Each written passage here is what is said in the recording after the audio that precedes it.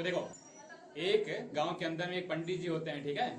तो होता क्या है कि पंडित जी की उम्र हो जाती है, अब बूढ़े हो जाते हैं वो 60-65 साल के, ठीक। अब दिक्कत ये है कि कहीं काम वाम पे जाएं, किसी काम पे कोई रखे नहीं उनको, और जो आर्थिक स्थिति है उनकी बहुत ज़्यादा खराब हो जाती है आर्थिक स्थिति।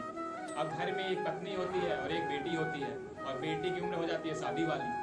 अब पत्नी उनकी रोज उनके साथ किच-किच करे कि कुछ लेके आओ, बाहर से कुछ लेके आओ, तभी तो शादी ब्याह होगा, क्या बनाएं क्या खाएं। अब पंडित जी परेशान, कभी काम वाम कहीं कुछ मिले नहीं।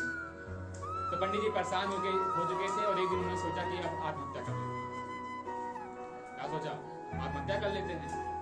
तो कहे, अपरोपकारी आदमी थे, कहे कि ऐसे नहीं करेंगे।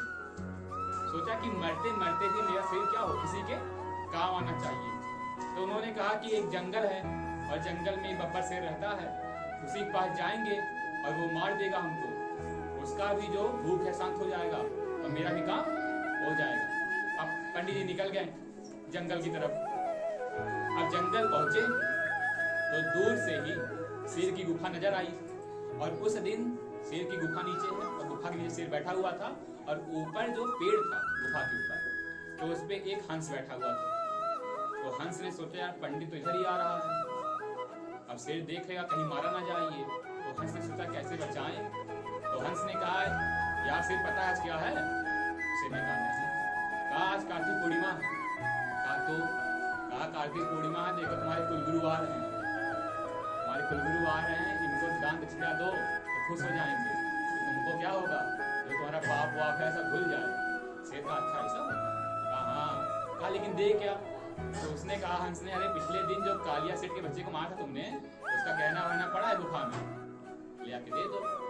तो जैसे ही पंडित जी नजदीक आए, शेर गया, उनका धोती पकड़ा, और पंडित जी को लगा कहीं खोल ना दे। अब आगे लेके गया गुफा में, एक गुफा में पहुंचा लेके, उसके बाद से जो गहना वहना है दिखाया, और पंडित जी समझ गए थे कि क्या चाहता है, गहना लेके मैं जाऊं। पंडित जी उठाए और लेके आ गए। अब लेके आए, बेटी की शादी वादी हो गई, 3-4 साल तक मस्त जिंदगी जिए। फिर वही दिन कौन सी आर्थिक स्थिति फिर दयनीय हो गई। अब पंडित जी फिर सोचे पिछली बार दिया ही था, इस बार फिर चलते हैं, कुछ ना कुछ देगा ही। अब देखो पहुंचे जंगल, दिक्कत ये हो गई कि इस बार जो पेड़ था उस पे हंस नहीं कौआ बैठा। अब कौवे ने कहा शेर से, यार शेर जानते हो इस दुनिया में सबसे मीठा मांस किसका है?